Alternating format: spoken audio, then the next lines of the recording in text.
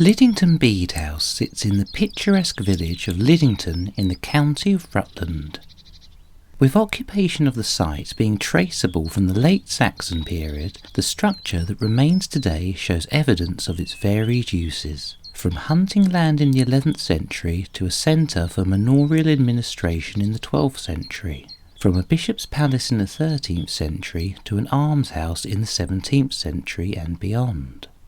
The buildings that stand today are built within the confines of a bank and ditch earthwork that was likely the manorial site of the Saxon thane Barthi of Sleaford.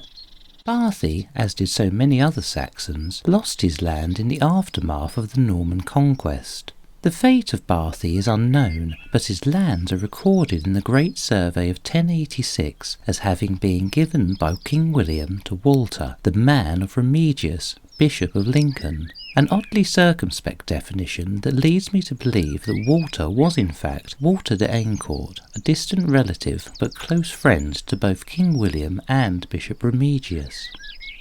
From the year 1154, the bishops of Lincoln began to expand their holdings around Lyddington and commenced cultivating the land and forestry.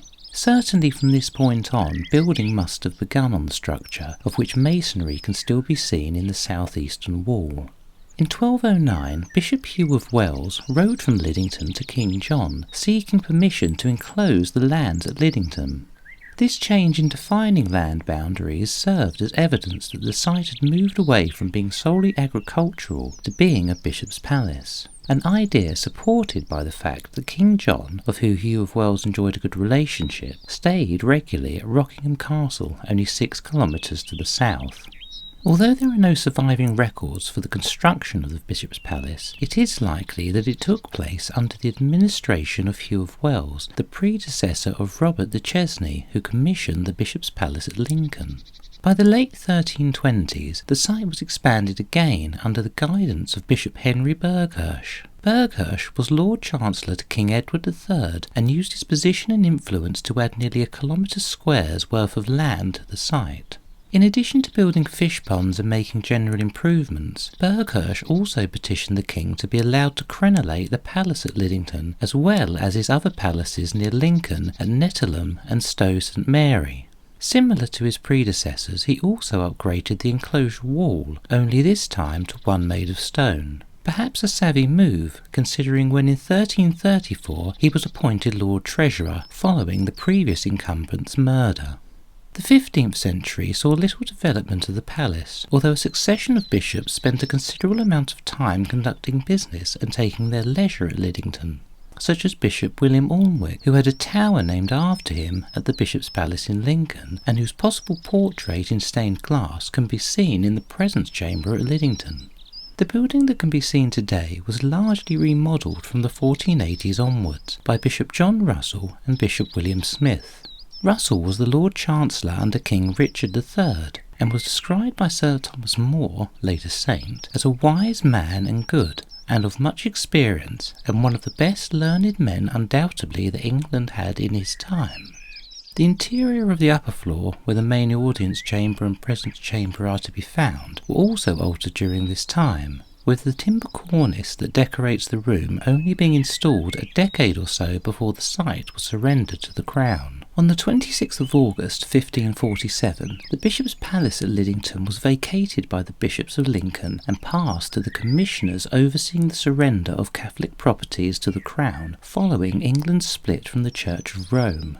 The site was then taken over by Gregory Cromwell, 1st Baron Cromwell, and remained in his family's possession until 1600, when Gregory's grandson Edward, the 3rd Baron Cromwell, was suspected of being involved in the Earl of Essex's rebellion against Queen Elizabeth I, and was so then forced to sell much of his property to fund his legal challenge and then pay his enormous fine of £3,000, roughly equating to £500,000 in today's money. The site was subsequently purchased by Thomas Cecil, Lord Burleigh, 1st Earl of Exeter. Thomas proceeded to use the site not as a private residence, but rather to convert it into a hospital for 2 women and 12 men, who were known as bedesmen. Jesus Hospital, as it was named, was managed by a live-in warden, and in March the following year Thomas issued written orders called ordinances for the upkeep of the hospital and its residents.